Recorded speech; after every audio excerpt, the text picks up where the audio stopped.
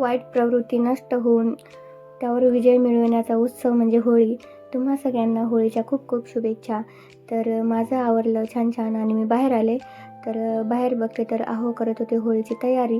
तर मी आधीच अंगण झाडून त्यामध्ये सडा वगैरे मारून ठेवला होता आणि आहोंनी इथे होळीची तयारी केली चालू. तर त्यामध्ये त्याने थोडंसं खडा खोनला. त्यामध्ये ₹1 आपलं एरंडाच्या झाडाची फांदी, ऊसाचा वाढा, हार, गौऱ्या, काड्या लावून घेतला. मी छोटीशी रांगोळी काढली आणि आज सिंपल असा स्वयंपाक बनवायचा होता.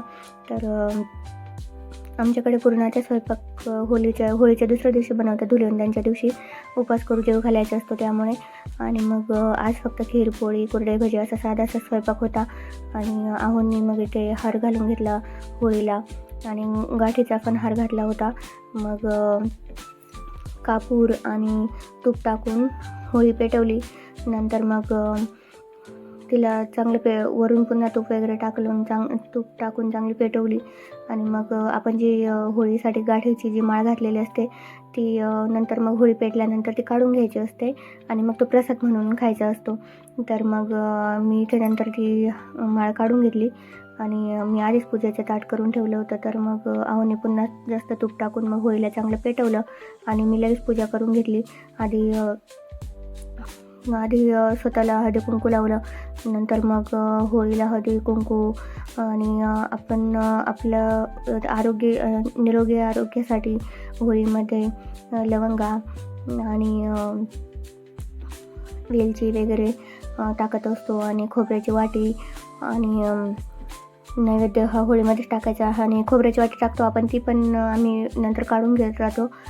प्रसाद म्हणून खाण्यासाठी होळीला नैवेद्य द्यायचा आणि पुन्हा ती आपण काढून घ्यायची. मग दिवा ओवाळला, अगरबत्ती ओवाळली आणि मस्त अशी होळीची पूजा करून घेतली. नंतर मग 5 प्रदक्षिणा मारल्या पाणी टाकून होळीला आणि मग होळीची पूजा केली. आपल्यातल्या वाईट गोष्टी नष्ट होऊन आपल्यामध्ये चांगल्या गोष्टी येण्यासाठी होळीकडे प्रार्थना केली. आपल्या घरातल्या सर्वांचं आरोग्य उत्तम राहण्यासाठी होळीकडे प्रार्थना केली आणि मग पूजा वगैरे करून घेतली.